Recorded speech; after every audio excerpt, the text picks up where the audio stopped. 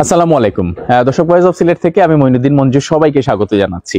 আমি এই মুহূর্তে আছি সিলেট নগরীর শিবগঞ্জ মজুমদার পাড়ার সোনালী 27 নম্বর বাসায়, যে বাসার নাম হচ্ছে আরামবাগ।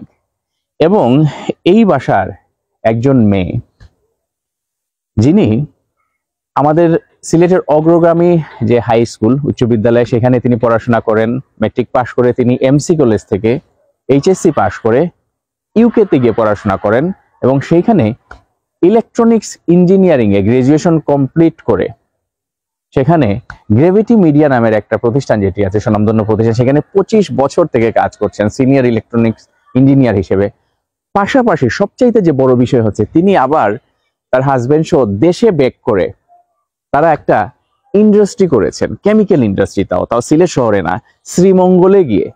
এবং সেই কেমিক্যাল ইন্ডাস্ট্রি বাংলাদেশের কেমিক্যাল শিল্পে একটা বড় একটা অবদান রাখছে এবং সেই অবদানের স্বীকৃতি স্বরূপ গত বছর অর্থাৎ ডিসেম্বর মাসে তাদের এই কোম্পানির থ্রুতে আমাদের এই সিলেটের বোন, তিনি প্রথম ব্রিটিশ বাংলাদেশি হিসেবে এই ইন্ডাস্ট্রিয়াল সেক্টরে বিনিয়োগকারী হিসেবে সিআইপি অর্জন করেছেন। তার সফলতার গল্প আমরা শুনবো আজকে। এই বাড়িতেই কেটেছে যুক্তরাজ্য প্রবাসী বাংলাদেশি বংশোদ্ভূত শিল্পপতি আফিয়া রেখা আদমজির শৈশব।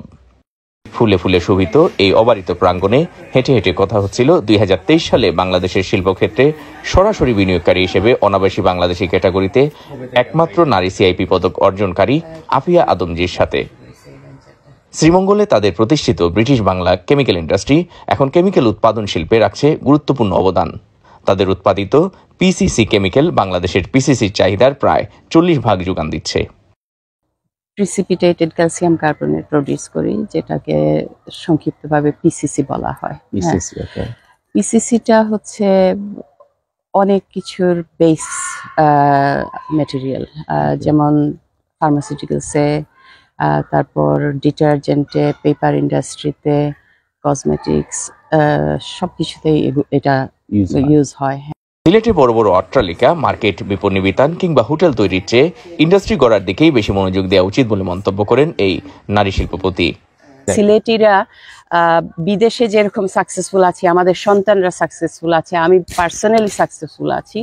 অতএব আমি এটা বিলিভ করি যে আমি যেহেতু একজন নারী হয়ে আমার হাজবেন্ড আমাকে সাপোর্ট করেছেন, বা অথবা আমি ছোটবেলায় এখানে ছিলাম, পড়াশোনা করেছি, দেশের প্রতি একটা ভালোবাসা আমার আছে, সেইটা নিয়ে যদি আমি বাংলাদেশে এসে শ্রীমঙ্গলের মতো একটি জায়গাতে, সিলেট, তাও সিলেট শহরে না, ওখানে গিয়ে যদি ইনভেস্টমেন্টের চিন্তা করতে পারি, একটা কেমিক্যাল ফ্যাক্টরি স্থাপনের চিন্তা করতে পারি, তাহলে আমার যে ভাইয়েরা আছেন তারা সিলেটে এসে কেন এই চিন্তা করবে না। ছোটবেলায় বাবার সাথে ইংল্যান্ডে পাড়ি জমালেও বাংলাদেশকে ভালোবেসে সিলেটের অগ্রগামী স্কুলে এসে ক্লাস 6-এ ভর্তি হন জগন্নাথপুরের কামারগোয়ে জন্মগ্রহণকারী আফিয়া রেখা আদমজি। ম্যাট্রিক পাশ করার পর 1986 সালে যখন এমসি কলেজে এইচএসসিতে ভর্তি হন, তখন 6 জন ছাত্রীর মধ্যে 5 জনই চলে যান উইমেন্স কলেজে। শিক্ষা জীবন থেকে প্রতিটি ক্ষেত্রেই সকল প্রতিবন্ধকতা ও চ্যালেঞ্জ মোকাবেলা করেই আজকের অবস্থানে এসেছেন 4 সন্তানের জননী আফিয়া আদমজি। শেষ পর্যন্ত আমি একাই ছিলাম। 5 of my female friends ওনারা উমেন্স কলেজে চলে গেলেন। হ্যাঁ, আর আমি ছিলাম একা।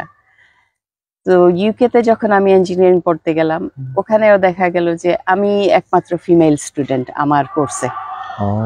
এবং আমার প্রথম জব আইটিএনে, ওখানে 54 ইঞ্জিনিয়ার্স ছিলেন, তার মধ্যে আমি একমাত্র ফিমেল ইঞ্জিনিয়ার ছিলাম। পরবর্তীতে যখন আমি আইটিএন-এ গ্রেভিটি মিডিয়াতে জয়েন করলাম, সেখানেও আমার যাত্রাটা শুরু হয়েছিল অনলি ফিমেল ইঞ্জিনিয়ার্স দিয়ে। ইংল্যান্ডে ইলেকট্রনিক্স ইঞ্জিনিয়ারিং এ গ্রাজুয়েশন করা আফিয়া আদমজি গ্রেভিটি মিডিয়া নামের ইউকের প্রতিষ্ঠানে টানা 25 বছর থেকে সিনিয়র ইঞ্জিনিয়ার হিসেবে কাজ করছেন। ইন্ডাস্ট্রি স্থাপন থেকে শুরু করে জীবনের প্রতিটি ধাপে অকুণ্ঠ সহযোগিতার জন্য স্বামী শুয়েব আদমজির প্রতি তার কৃতজ্ঞতার শেষ নেই। হয়েছে যে তুমি বিদেশে যাও, 6 উইকস ওখানে থাকলাম, এবং আমাদের যে আমি কমনওয়েলথ গেমসে, মালয়েশিয়াতে যে কমনওয়েলথ গেমসটা ছিল ওইটাতে আমি ছিলাম। So as a guarantee engineer ছিলাম। সো এটা আমার জন্য অনেক বড় পাওয়া ছিল আমার হাজবেন্ডের কাছ থেকে, যে এই বিশ্বাসটুকু এবং এই এনকারেজমেন্ট। মানে আমি আমার বাচ্চাদেরকে বলি যে I was fortunate enough to B born to A parents like আমার পিতামাতা, আর আমি কোয়াইট ফরচুনেট যে আমি ওনার মতো একজন হাজবেন্ড পেয়েছি। আমাদের সিলেটের মেয়ে আফিয়া রেখা আদমজি আমরা মনে করি সিলেটের জন্য একটি এক্সাম্পল। বিশেষ করে আমরা মনে করি তিনি সিলেটে এসে ইন্ডাস্ট্রি করে সফল হয়ে দেখিয়ে দিয়েছেন। তিনি যদি পারেন, আমাদের আরো অনেক প্রবাসী যারা দেশে এসে শুধুমাত্র অট্টালিকা আর মার্কেট করে থাকেন, তাদের জন্য একটা এক্সাম্পল তিনি সেট করেছেন। আমরা বিদেশে থেকে অনেক আত্মীয় স্বজনকে বা পরিচিত দরিদ্র পরিবারকে সাহায্য করি, কিন্তু রিয়েল অর্থে সাহায্য সেটাই হবে যখন আমরা তাদের জন্য স্থায়ী কোনো কিছু করতে পারবো। এক্স্যাক্টলি। শুধু মাস পূর্তি হলে পরে টাকা দেব, এটা তো টেম্পোরারি একটা ব্যাপার, কিন্তু ওনাদের জন্য যদি আমরা চাকরি সংস্থান করতে পারি, ওনাদের সন্তানদের জন্য যদি করতে পারি, তাহলে তারা উপকৃত হবে। এবং এটা actually in a sense works like a সাদাকা, যে আমরা একটা দরিদ্র পরিবারকে দারিদ্রতা থেকে তুলে এনে আমরা আর্থিক সচ্ছলতা দিলাম।